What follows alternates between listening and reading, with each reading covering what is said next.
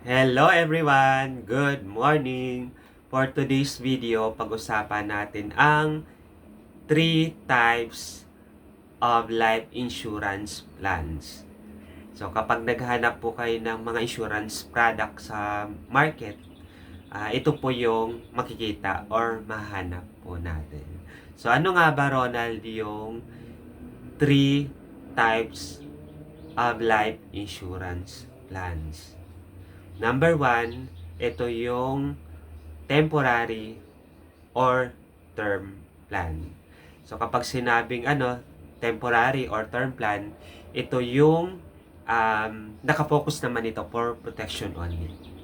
Pangalawa naman, ito yung permanent plan.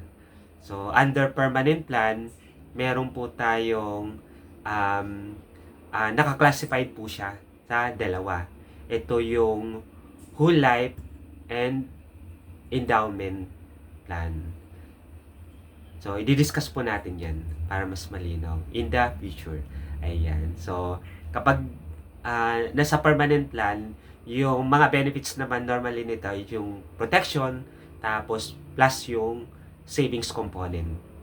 Ayan. So, ang karamihan po ng mga ng um, permanent plan, meron po siyang yung iba merong cash values, tapos dividends. Ayan po. Tapos pangatlo naman na types of life insurance plans, yun yung unit link plan or VUL, variable unit link plan. So kapag VUL products naman, yung nakapaloob naman dito, protection plus yung investment component ng plan na nakuha mo. So, sa mga interested po at gusto po nila